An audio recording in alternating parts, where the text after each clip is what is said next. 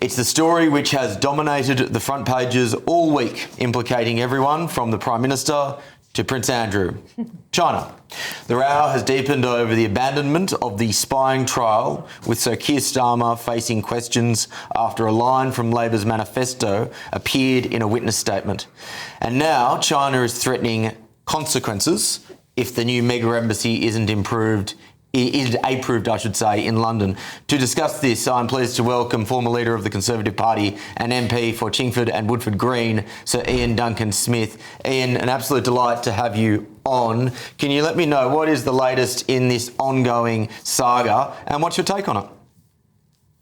Well, this whole saga is because of the Labour government's obsession with having to do a trade arrangement, trade deal, whatever you want to call it, with China. So the spy saga, where these people were meant to be prosecuted, collapsed.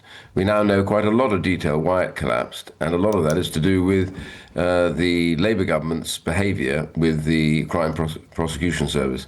What actually happened was that they were required to hand a continuance notice, really, to the DPP, the Director of Public Prosecution, and also the CPS. And that all that was required as a result of a case that had happened just before was that they needed to say, essentially, that China posed a continuing threat. They didn't do that for 4 months. They got bogged down in just not answering the CPS. Finally, in the end, they put together a series of notes, didn't meet the requirement. And worse than that, we now know from the documents released, they actually just pulled something out of the Labour manifesto, talking some nonsense about, deal with them in one way or the other. Complete idiocy. It had nothing to do with the case. And that was their way of saying basically they didn't want the prosecution to go ahead. And so the CPS decided they couldn't proceed with this and they dropped it. Now, you can argue the CPS might have made more effort to go and do it, but the truth is the government should have gone hard on this and made it very clear China's a threat. And they're so desperate about upsetting the Chinese, that's really where the problem arose. And now we've got the embassy now, this ridiculous super embassy, which will have another 200 spies threatening lots of British citizens, myself included. I'm sanctioned by the Chinese government, but also a lot of Hong Kong dissidents who have fled. And we've got these illegal police stations. Government doesn't do anything about it. So it's a complete mess. It's the biggest threat we face since the ending of the Cold War is the growth and power and threatening nature of China, both in China and externally. That's a really interesting comment, and that's something that we were actually talking about on this show last week. It feels to me, and like we're talking a lot about the Middle East, we're talking a lot about the threat from Russia, but it doesn't feel like we are serious enough about the geopolitical threat from China. Do you think that's reasonable? And if so, how do we raise the alarm more around what could be a very serious situation in the Taiwan Strait before the decade is out?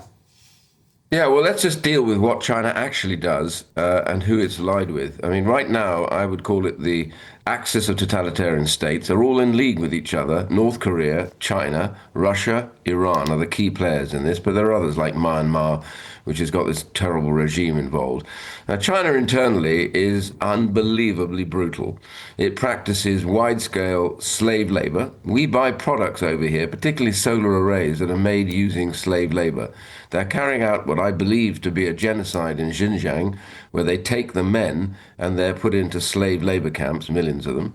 And also they take the women and forcibly sterilize them. The birth rate in Xinjiang has gone off the edge of a cliff. And the young children are taken to re-education camps where they learn to be Han Chinese, not Uyghur. So they have to stop using their own language. They have to start speaking essentially in Mandarin and at the same time learn all about what it is to be a Chinese citizen. But they do the same in Tibet. There's 250,000 men have gone into slave labor in Tibet. They're doing it now in Outer Mongolia, which is a part of China. So it goes on. So that's just what they do in China. They're threatening Taiwan. But the main thing is, just think about this for a second. Russia could never have invaded Ukraine had they not had the backing of China. China finances Russia at the moment. It buys huge amounts of its oil and gas. It makes sure that they're not short of weapons. It did the rapprochement with North Korea. North Korea now provides millions of artillery rounds and everything else they can provide, small arms, etc. They've even got 10,000 or so troops sitting in that war as well. Then you've got Iran. Iran's been supplying them with massive amounts of these drones.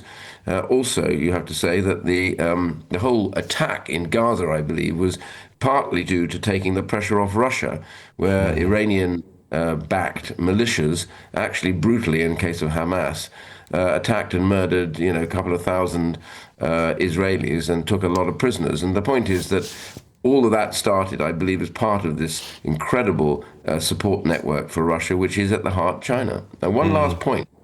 China now has about 130 times the capacity to build naval ships than America does and Europe.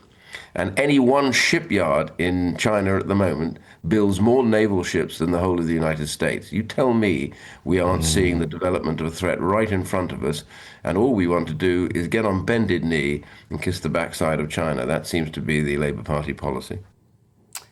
Yeah, I mean, Iain, hi.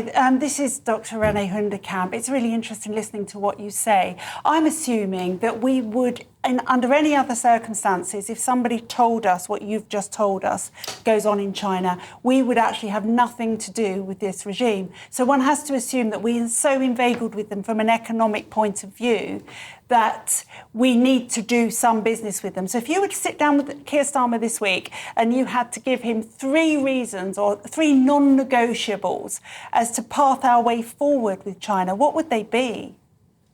Well, stop the policy, first of all, of trying to get a trade arrangement. Right now, we have a £40 billion deficit in trade with China. So China sells us vast amounts of goods, more than we do.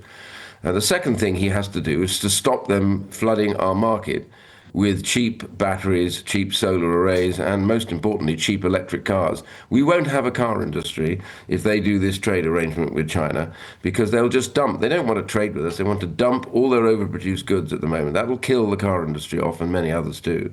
And the final thing is we've got to recognize that we now have to start leading the way in the West to recognize the threat that is posed to us and our way of life. China had this big meeting in Shanghai, I think it was about 2 months ago. And there they had all of these gangsters from North Korea, from Russia and Iran, I believe. But he's arm in arm with the North Korean president, who murders more people in North Korea you can imagine, and the Russian president, Putin. And he says, we will form a new world order. Honestly, the beauty of totalitarian leaders is they always tell you what they're going to do. It's us, the West, that doesn't want to believe them. And we're appeasing them at the moment, and we shouldn't do it. We should say we're going to reshore a lot of our industry, start bringing stuff back, and make sure that we really, really know who our real threat and enemy is from, and it's from China and Russia and its allies. So, Iain, it's so interesting because we had a bit of a debate about this on the panel earlier, and one of our panellists asked me, was I prepared to just cut off trade with China and the consequences of that? It sounds to me like the answer to that from your perspective is yes, we must. Well, the answer is very simple. It's time we started working with countries that have democracies and have the rule of law and are likely to treat your businesses okay. I mean, I've lost count. I've lost count of the number of companies that have come to me and said that they backed out of China now because you go there, they steal your IP, they reproduce your product without telling you, and so it goes on. I mean, there are countries like India we should be doing much more with. I see that Apple has started moving their iPhone production into India at the moment, because at least they have the rule of law there and they have a democracy. And there are other countries, a part of the Commonwealth, many of the Commonwealth, are actually likely to be helpful to us in this particular case. And that's really what we're talking about. Start moving our trade, our business, to countries that we know will respond to proper law and proper process. And that is not China, and it's not Russia, it's not this axis. But we won't do it. Why? Because businesses rushed over there in the hope of cheap trade, that they could get cheap labor, didn't ask too many questions about slave labor. They break all the WTO rules about subsidizing. So yet we turn a blind eye to China, and we've got to stop doing it. We've got to say, look, you step up to the rules, we don't do business with you. And we're going to bring our industry back, or bring it to countries that we know we can trade with inundated with Chinese students at the moment, coming in, learning, postgrad students, going on to security contracts. How stupid is that? Ending up going straight back to China with details.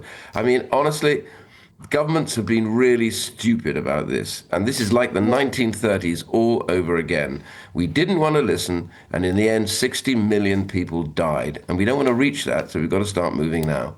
Staggering. Well, that's, I think, very powerful and poignant words to leave our audience with, Sir Iain. Thank you very much for taking the time to talk to us, and hopefully more politicians heed your message.